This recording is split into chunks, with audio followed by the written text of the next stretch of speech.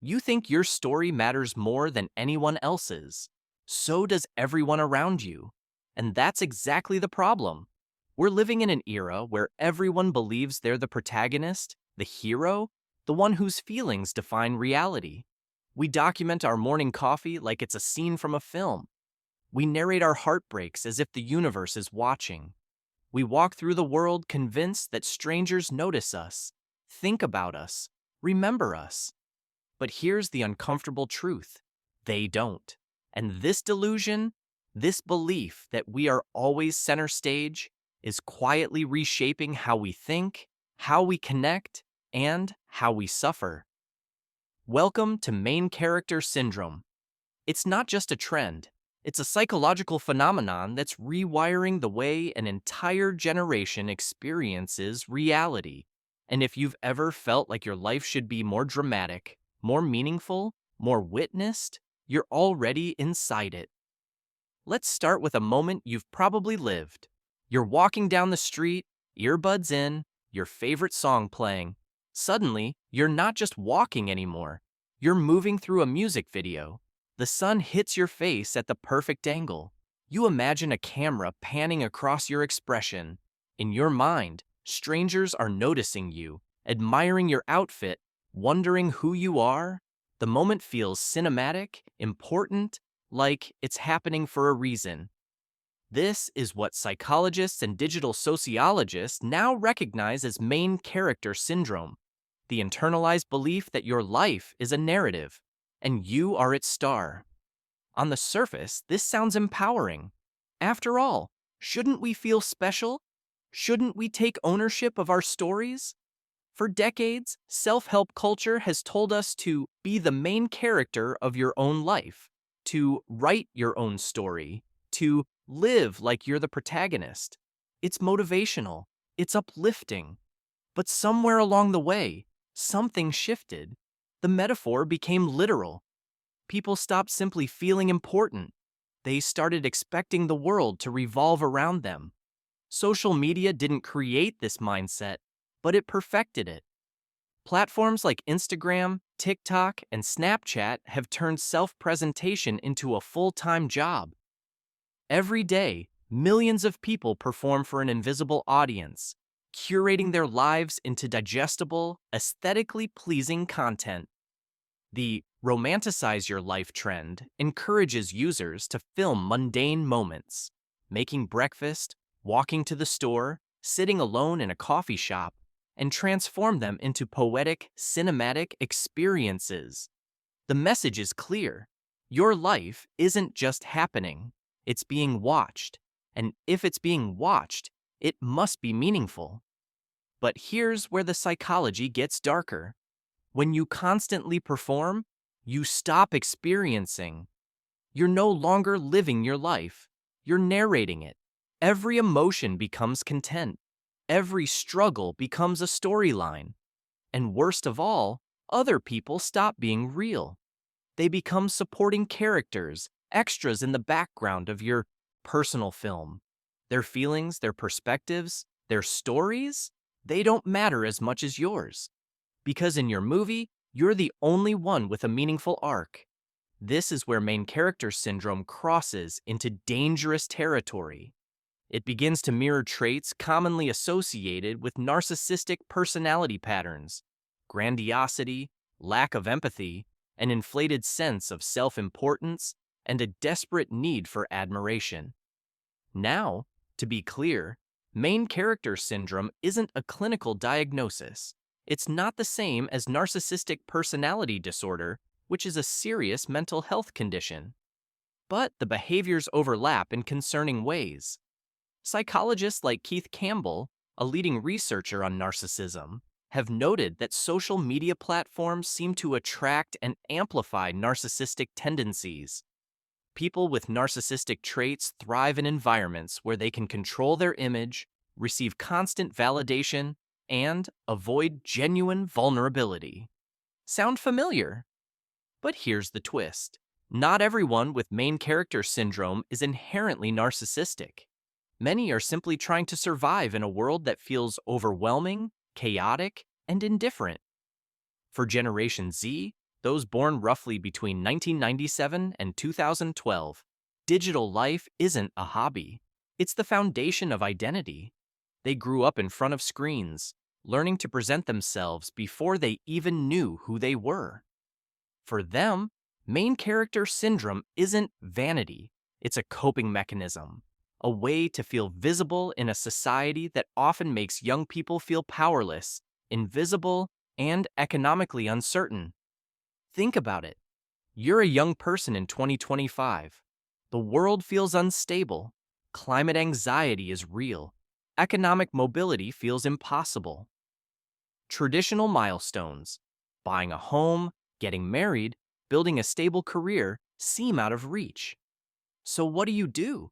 You create a version of life you can control. You curate, you narrate, you perform. If you can't change the plot, you can at least control how it looks. And for a few minutes each day, when you post that perfectly lit photo or that relatable meme, you feel seen. You feel important. You feel like you matter.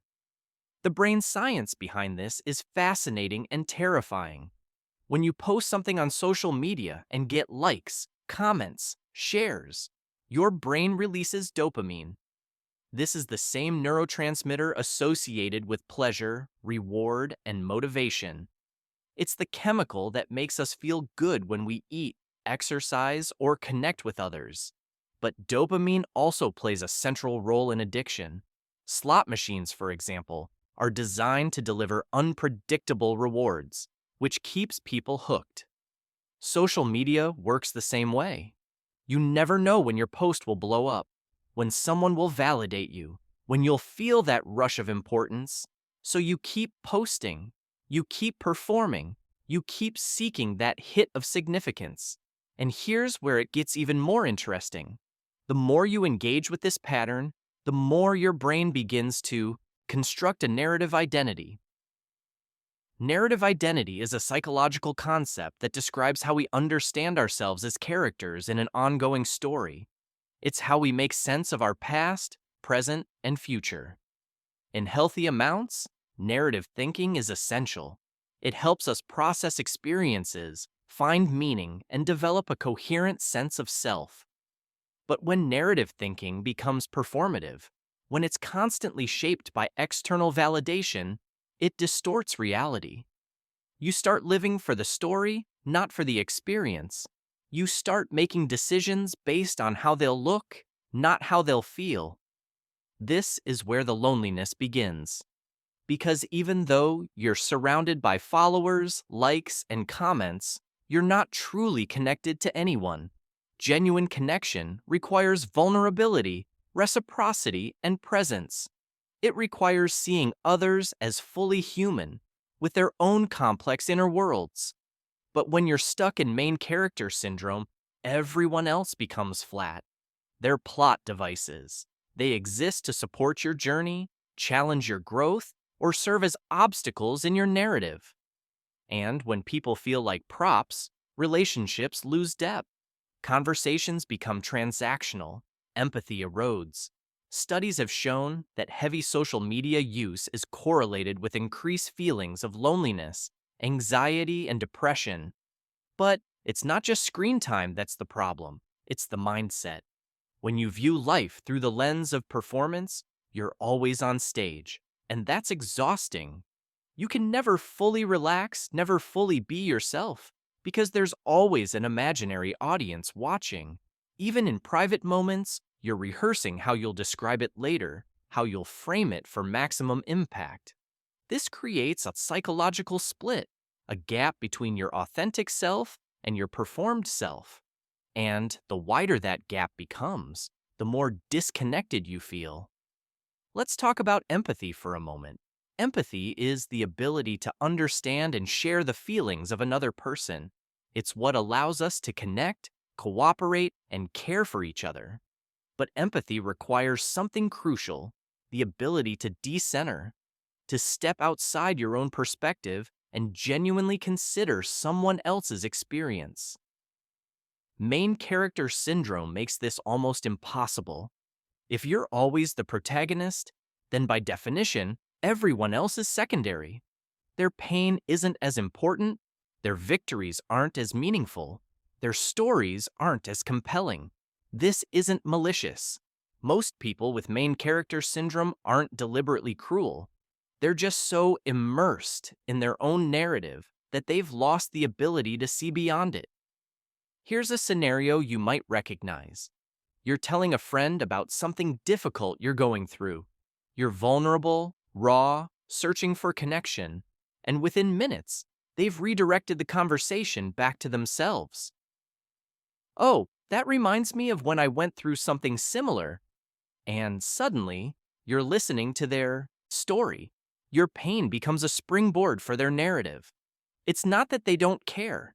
It's that they genuinely believe their perspective is the most relevant, the most important, the most worth sharing. This is main character syndrome in action, and it's happening in millions of interactions every single day. Now, let's address the elephant in the room. Algorithms, the invisible architects of our digital lives. Social media platforms are not neutral spaces.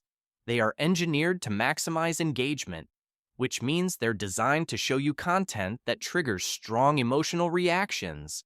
Outrage, envy, admiration, desire. The algorithm doesn't care about your well-being. It cares about keeping you scrolling. And one of the most effective ways to do that is to make you feel like you're special, like you're unique, like your perspective is the one that matters.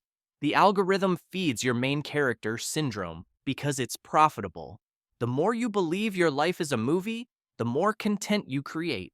The more content you create, the more data you generate. And data is the currency of the digital age. But here's what the algorithm doesn't show you. The thousands of other people who feel exactly the same way. The countless others who also believe they're the main character. The reality is, we're all living inside our own narratives, convinced that our story is the one that matters. And the algorithm keeps us isolated in these bubbles, never fully confronting the humbling truth. We are not that special. Our pain is not unique. Our triumphs are not extraordinary. We are, in the most fundamental sense, ordinary, and that's okay. In fact, that's where real connection begins, when we stop performing and start being honest about our shared humanity. So what's the way out? How do we break free from main character syndrome without losing our sense of agency, confidence, and self-worth? The answer lies in balance. It's not about abandoning the idea that your life matters. It's about recognizing that everyone else's life matters just as much. It's about practicing what psychologists call cognitive flexibility, the ability to shift perspectives, to see situations from multiple angles, to hold complexity without collapsing into black and white thinking. Start by noticing when you're performing. Notice when you're narrating your life instead of living it. Notice when you're turning a conversation back to yourself. Notice when you're imagining an audience that isn't actually there. Awareness is the first step toward change. The more you catch yourself in the act, the more you can choose differently. Practice deep listening. When someone is talking to you, resist the urge to prepare your response. Just listen. Notice their body language, their tone, their emotion. Ask follow-up questions. Make them feel seen. This is how empathy is rebuilt, one genuine interaction at a time. Spend time offline, not as a punishment, but as a practice. Take walks, without your phone. Sit in silence. Let yourself be bored. Boredom is where creativity lives, where reflection happens, where you reconnect with who you are beneath all the performance. You don't need to document everything. Some moments are meant to be experienced, not shared. And finally, embrace your ordinariness. This might sound depressing, but it's actually liberating. When you stop trying to be exceptional, you stop competing with everyone around you.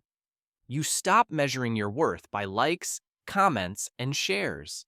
You start finding meaning in smaller, quieter things, genuine conversations, acts of kindness, moments of beauty that no one else will ever see. This is where real life happens, not in the highlight reel, not in the carefully curated feed, but in the messy, unglamorous, deeply human moments that will never go viral.